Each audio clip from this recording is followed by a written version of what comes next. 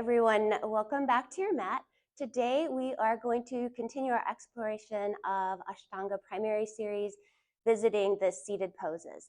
But we're going to explore the short form Ashtanga. And what I mean by that is there are at least 37 seated poses in the full primary series. When you add that into the additional poses that we'll visit later in the finishing sequence, it takes your practice to between 90 and 120 minutes. So in this short form, we whittle it down to between 45 and 60 minutes. So it makes the Ashtanga practice a little bit more accessible, approachable, and able to do it just visiting some of the poses and not all of them. So it's a nice way to invite yourself to explore Ashtanga. So I'd mentioned in the last video that we go right into seated poses from standing. So let's just meet up in downward facing dog.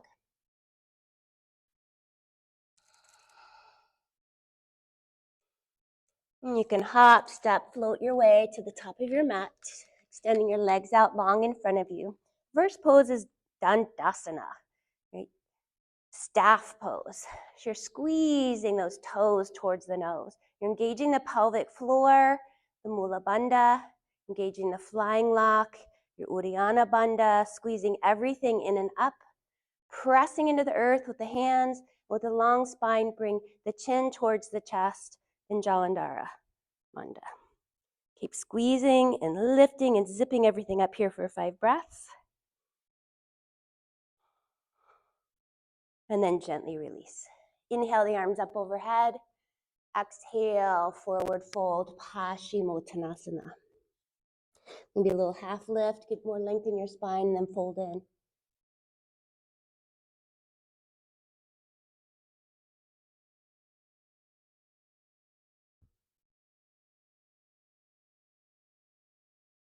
Inhale your way up to seated. So Paschimottanasana is intense Western fold. So in our sun salutations, you would be saluting the sun as it rises in the east. So that's the front part of our body. So the back part of our body would be west. So this is intense Western fold. So the counter pose to a forward fold would be a heart opener. So bringing your hands behind you, we'll come into Purvottanasana, right? Placing the hands right underneath the shoulders as you straighten the arms, lift the chest, lift the hips, and point the toes. Right, this reverse plank pose, dropping the head back, lifting up through the chest. Right, if that's too intense, you can bend the legs, plant the feet, and come up into a reverse table. Both beautiful options. Right, gently lower down, and we'll add a vinyasa. High to low push-up. Remember that Chaturanga Dandasana. Upward facing dog on the inhale, downward facing dog on the exhale. We're gonna hop, step, float our way through to seated, extending the legs out in Dandasana. I'm gonna turn and face you for this one. This is called Janu Shirshasana. And when there are 3 variations, A, B, and C, we're gonna do A today. Scoot back a little. Great, so sitting up nice and tall, you're gonna draw your right knee in and up and let it open to the side.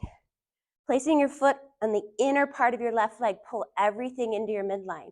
So your torso, you may need to rotate a little bit to get it in line, like say belly button to big toe here.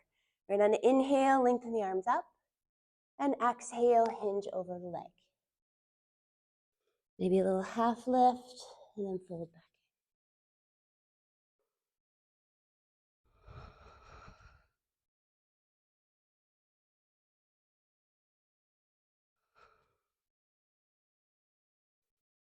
After your 5th exhale, come on up.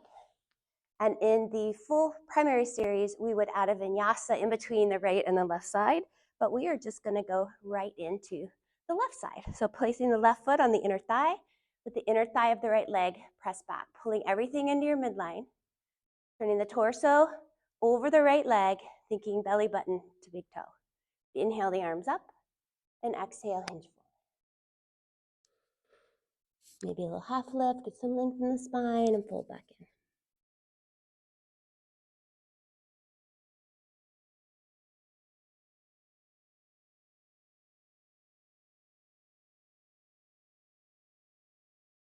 After your fifth exhale, rise up. And here, after completing Janu Shirsasana, we will do a vinyasa. So cross your ankles, plant your hands,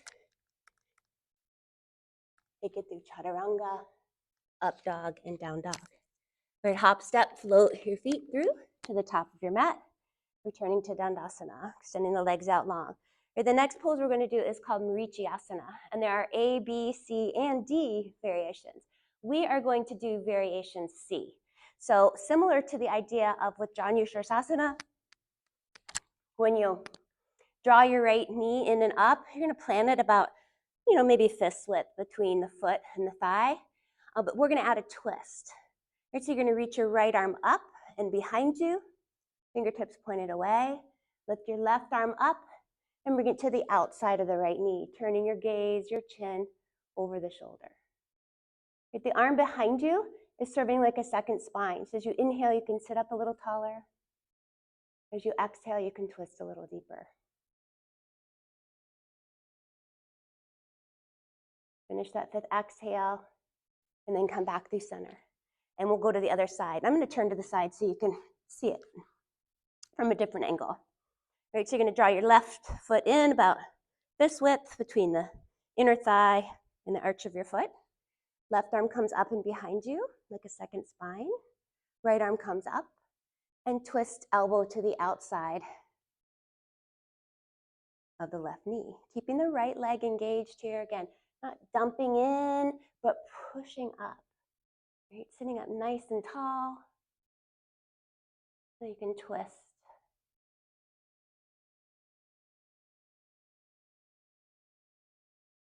You'll come back through center on an inhale, and we'll add the vinyasa, chaturanga dandasana, up dog, down dog. Hop, step, float your way through to seated. Coming into our next seated pose is Navasana, boat pose.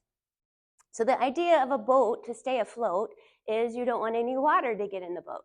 And the way we do that is by keeping our spine long. So we're not rounding out to the shoulder or caving through our center. We're sitting up nice and tall. So let's just start by putting our hands behind us so you can feel that nice long spine. And then maybe lift one leg, maybe the other. Maybe release the hands out in front of you, palms facing each other. Maybe straightening the legs, taking 5 breaths. Now through all that, you saw my arms change, my legs change, but one thing didn't happen. We didn't get any water in the boat, right? We kept the spine long. So keep opening through the heart center, keep lifting up through the legs. Then on the exhale, cross your ankles, plant your hands next to your hips and see if you can bump yourself up. This is called Lolasana. It's like a dangling pendant pose. Okay, come back down. Inhale back to your Navasana.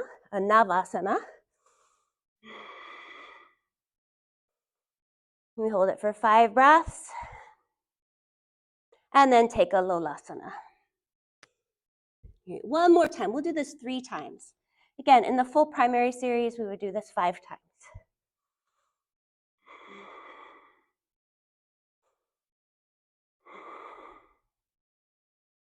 When you finish that 5th exhale, you can add a Lolasana here or go right into Vinyasa.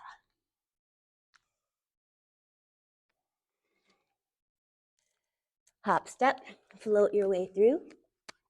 Extend the legs out. So those are the seated poses in short form. Again, we cut out about 30 poses, right? We did 7 poses. We did the Dandasana. We did Paschimottanasana, Purvattanasana. Then we jumped through and we did Janu Shirsasana on the left, or on the right and the left. We did Marichiasana on the right and the left. We did vinyasas in between all of those. We did Navasana, boat pose, and Lolasana, the dangling pose. Right, so from here, we will move into back bends and the finishing sequence and wrap up our exploration of the Ashtanga short form series. All right, thank you for being here. I'll see you next time.